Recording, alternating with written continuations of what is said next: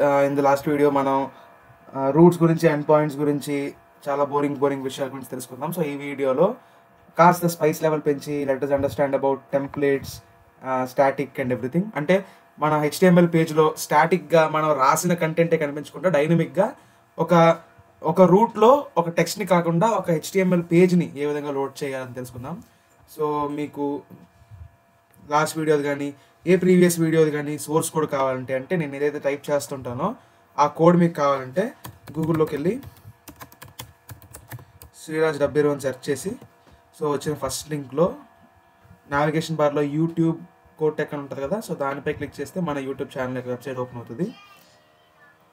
So ఈ వెబ్సైట్లో మీరు కిందకి నావిగేట్ చేస్తే అన్ని వీడియోస్ మీకు కనిపిస్తాయి. అండ్ మీరు ఇంకా కిందకి నావిగేట్ చేస్తే మీకు రిసోర్స్ సెక్షన్లో మన వీడియోస్ లిస్ట్ అన్నీ ఉంటాయి, మీరు సెర్చ్ చేసుకోవచ్చు. అండ్ ఇక్కడ మనకు నచ్చిన వీడియోపై క్లిక్ చేసి కింద సోర్స్ కోడ్లోకి వెళ్తే ఏదైతే కోడ్ మనం లాస్ట్ వీడియోలో నేను టైప్ చేశానో అది మీకు కనిపిస్తుంది అనమాట. మీరు కాపీ చేసుకొని you can use that anywhere. So right, so ఇది మనకి లాస్ట్ వీడియోలో మనం చేసిన కోడ్ అంతా అనమాట. సో ఇక్కడ మీరు సింపుల్ కాపీ చేసుకొని ఇక్కడ పేస్ట్ చేసుకోవచ్చు. Right, from flask import flask, first line it seems missing. Right, it's fine. So ఇప్పుడు రన్ చేసి చూద్దాం ఎలా కనిపిస్తుంది, దీనిలో ఏం చేంజెస్ చేయాలి ఈ వీడియోలో మనం అనేది ఒకసారి చెక్ చేద్దాం. సో కంట్రోల్ క్లిక్ చేస్తే మనకు ఒక ఓపెన్ అయింది, హలో వరల్డ్ అని కనిపిస్తుంది. ఇది మనకి హోమ్ పోర్ట్లో ఉంది. అండ్ రాజ్లోకి వెళ్తే సంథింగ్ అక్కడ ఏదైతే ఉందో అదే మనకి కనిపిస్తుంది ఇక్కడ. సో హోమ్లో ఏముంది, హోమ్ పోర్ట్లో మనకి హలో వరల్డ్ ఉంది. రాజ్ పోర్ట్లో ఏంటంటే ఇంకేదో టెక్స్ట్ ఉంది.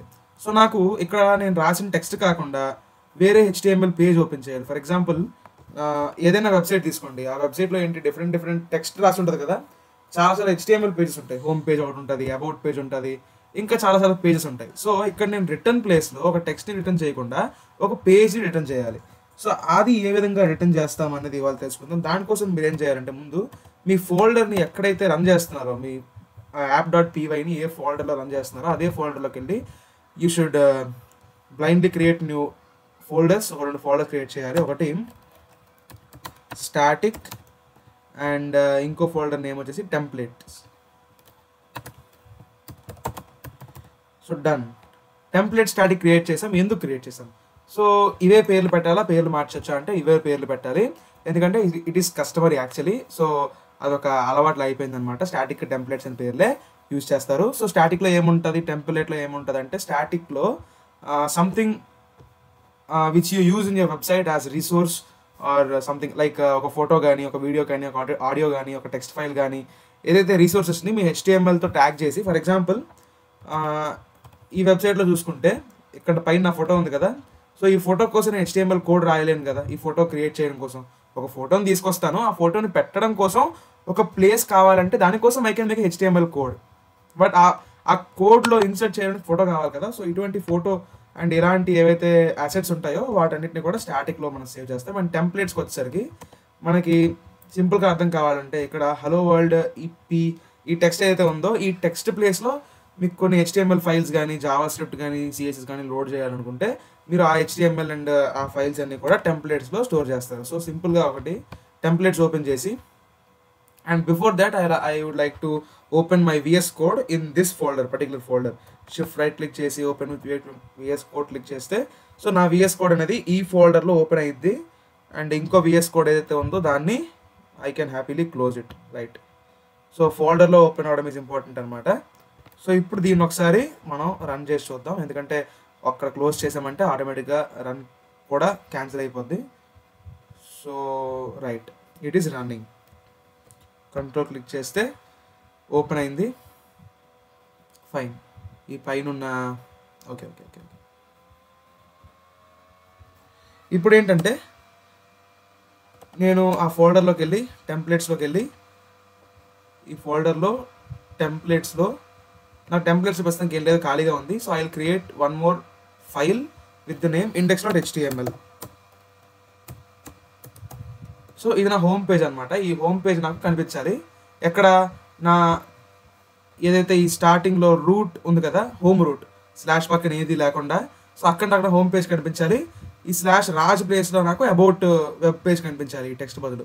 సో దానికోసం హోమ్ పేజ్ని వెబ్ పేజ్ని క్రియేట్ చేయాలి కదా, అబౌట్ పేజ్ని. సో index.htmlని హోమ్ పేజ్గా క్రియేట్ చేస్తాను.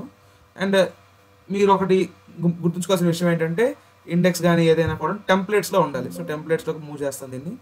సో టెంప్లెట్స్లో ఇప్పుడు index.html ఉంది. ఈ HTML క్రియేట్ చేయడానికి సింపుల్గా VS కోడ్లో అయితే ఎక్స్క్లమేషన్ ఎంటర్ కొడితే మనకి బేసిక్ బాయిలర్ ప్లేట్ టెంప్లెట్ ఏదైతే ఉంటుందో అదంతా వచ్చేస్తుంది అనమాట. సో ఈ విధంగా హోమ్ పేజ్ టైటిల్ రాసా అండ్ బాడీలో ఫర్ ఎగ్జాంపుల్ H1 ఒక హెడ్డింగ్ రాస్తాను.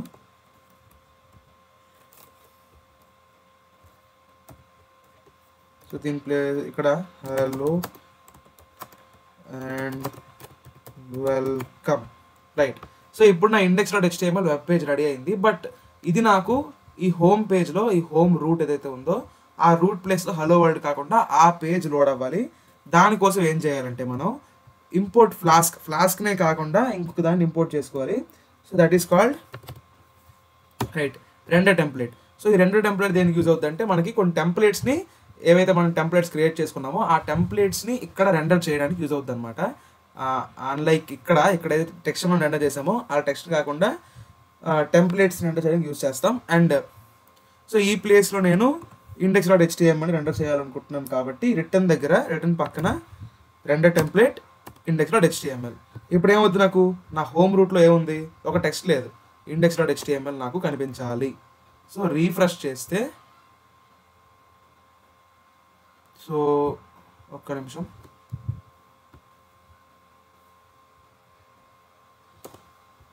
రీఫ్రెష్ చేసి కింద సింటాక్స్ ఎర్రర్ ఏదో వచ్చింది. Trailing comma is not allowed without surrounding parenthesis అంటున్నాడు. From flask import flask comma render template. What is the mistake here? Okay, control click చేస్తే నాకు ఓపెన్ అయింది. Hello and welcome. చూసారా, నాకు నా వెబ్ పేజ్ అనేది కనిపించింది. ఇక్కడెక్కడ నేను ఈ మొత్తం app.pyలో ఎక్కడ కూడా హలో అండ్ వెల్కమ్ అని రాయలేదు. నేను ఒక index.html క్రియేట్ చేసుకున్నా. ఆ HTML పేజ్ ఏదైతే ఉందో ఆ HTML పేజ్లో నేను ఏ టెక్స్ట్ అయితే రాశానో దాన్ని ఇక్కడ నాకు కనిపించేలా రెండర్ చేశాను అనమాట. So it is as simple as that is. And కావాలంటే మీరు CSS కూడా యాడ్ చేసుకోవచ్చు, రైట్. ఇప్పుడు నేను ఏం చేయాలనుకుంటున్నానంటే ఇక్కడ index.htmlలోకి వెళ్తే ఒకసారి hello and welcome I am Raj అని రాసే కదా. ఇప్పుడు నాకు రాజ్ అని కాకుండా, రాజ్ అంటే అగైన్ మనం లాస్ట్ వీడియోలో చేసినట్టే, లాస్ట్ వీడియోలో ఏంటంటే app.py దగ్గరే మనకు కావాల్సిన టెక్స్ట్ అంతా హార్డ్ కోడ్ చేసుకున్నాం. ఇప్పుడు ఏం చేస్తున్నాం, index.htmlలోకి హార్డ్ కోడ్ చేస్తున్నాం. ఇక్కడ కూడా సేమ్ అదే పని చేస్తున్నాం. బట్ నాకు రాజ్ అనేది హార్డ్ కోడ్ అవ్వకూడదు. నాకు నేమ్ అనేది ఫ్రమ్ బ్యాక్ ఎండ్ నుంచి డైనమిక్గా రావాలి. సో రాజ్ ప్లేస్లో ఏదైనా రావచ్చు. సో బ్యాక్ ఎండ్ ఏ నేమ్ని ఇస్తే ఆ నేమ్ ఇక్కడ నేను తీసుకోవాలి. సో దానికోసం జనరల్గా మనం జింజా టెంప్లెటింగ్ వాడతాం అనమాట. సో జింజా టెంప్లెటింగ్ గురించి మీకు పర్ఫెక్ట్గా నెక్స్ట్ వీడియో చెప్తా. కాకపోతే జింజా టెంప్లెటింగ్ చేయడం కోసం మనకి ఒక వేరియబుల్ని ఎలా పాస్ చేయాలి అని ఐడియా ఉండాలి. సో ఆ ఐడియా మీకు ఈ వీడియోలో ఇస్తా. అండ్ నెక్స్ట్ వీడియోలో మనం జింజా టెంప్లెటింగ్ గురించి మాట్లాడదాం. సో రైట్, ఇప్పుడు నాకు ఒక వేరియబుల్ ఎలా పాస్ చేస్తాను. వేరియబుల్ అంటే ఏంటి, సి లాంగ్వేజ్లో ఏ విధంగా వేరియబుల్ ఉంటుందో. ఫర్ ఎగ్జాంపుల్ ఇక్కడ నాకు నేమ్ అనే వేరియబుల్లో write name equal to Raj అని రాసా. సో ఏం లేదు, నేమ్ అనేది ఒక వేరియబుల్ ఇక్కడ నాకు. సో ఈ నేమ్ అనే వేరియబుల్లో రాజ్ అనే టెక్స్ట్ని నేను పెట్టాను. ఇదంతా ఎక్కడుంది, మనకి హోమ్ రూట్లో ఉంది. ఇది నాకు ఏం కావాలి, నేను index.htmlకి వెళ్ళినప్పుడు ఈ index.htmlకి ఆ నేమ్ ఏదైతే ఉందో, రైట్. సో ఈ నేమ్ ఏదైతే ఉందో, ఈ వేరియబుల్ ఏదైతే ఉందో ఆ వేరియబుల్ అనేది నాకు ఈ బ్యాక్ ఎండ్ నుంచి index.html అనే ఫ్రంట్ ఎండ్కి వెళ్ళి అక్కడ నేను ఎక్కడ వాడాలనుకుంటే అక్కడ వాడుకోవాలి. సో దానికి అర్థం ఏంటి, నేను ఈ ఫంక్షన్ ఏదైతే ఉందో ఆ ఫంక్షన్ ఈ నేమ్ని కూడా రిటర్న్ చేయాలి. రిటర్న్ చేస్తే ఏమవుతుంది, నా index.htmlకి ఈ నేమ్ కూడా వెళ్తుంది అనమాట. సో ఏ విధంగా రిటర్న్ చేస్తానంటే, సో ఇక్కడ index.htmlతో పాటు నేను సమ్ వేరియబుల్ ఇస్తా, నేను నేమ్ని ఇవ్వాలి. సో నేమ్ అని డైరెక్ట్గా ఇవ్వలేను కదా, నేమ్ అనేది నా వాల్యూ. ఇక్కడ ఈ లైన్ నెంబర్ 6లో రాజ్ అనేది నా వాల్యూ అండ్ నేమ్ అనేది వేరియబుల్ నేమ్. ఆ వేరియబుల్లో నాకు రాజ్ అనేది స్టోర్ అవుతున్నది. ఇక్కడ లైన్ నెంబర్ 7లో name is not my value. Name అనేది it is the component, it is something which I want to return to the front end. So ఈ నేమ్ నేను తీసుకెళ్ళి డైరెక్ట్గా ఫ్రంట్ ఎండ్కి ఇవ్వలేను. ఇక్కడ వరకు వచ్చేసరికి రాజ్ అనేది వాల్యూ, నేమ్ అనేది బయట ఉండే కంటైనర్. కాకపోతే ఇక్కడికి వచ్చేసరికి నేమ్ అనేది కంటైనర్ కాదు, ఇక్కడ it is the value. And నేను ఈ వాల్యూని ఇంకో కంటైనర్లో పెట్టి ఫ్రంట్ ఎండ్కి ఇవ్వాలన్నమాట సింపుల్గా. సో ఒక వేరియబుల్ని మనం ఇస్తున్నాం. సో దీనికి ఇంకోటి ఏమనుకో నేమ్ 2 అనుకోవచ్చు, లేదా నేమ్ అనే అనుకోవచ్చు. నేమ్ ఈక్వల్ టు నేమ్ అంటున్నాను నేను. సో ఏమవుద్దంటే, సో ఈ రైట్ సైడ్ ఏ నేమ్ అయితే ఉందో అదేంటంటే ఇది ఇక్కడ హైలైట్ అవుతుంది కదా రాజ్ పక్కన, ఆ రెండు ఈక్వల్ అన్నమాట. రైట్ సైడ్ ఉన్న నేమ్ ఈజ్ ఈక్వల్ టు మనకి లైన్ నెంబర్ 6లో ఉన్న నేమ్. అందులో రాజ్ అనే ఒక మెటీరియల్ ఉంది, బయట కంటైనర్ పేరు నేమ్. ఆ కంటైనర్ని ఏం చేస్తున్నారు, ఒక కంటైనర్ని కానీ దేన్ని కానీ మీరు ఇవ్వాలి అనుకుంటున్నారంటే దాన్ని ఇంకో దానిలో పెట్టిస్తున్నారు. అంటే మీకు గుర్తుంచుకోవడానికి చెప్తున్నాను అనమాట.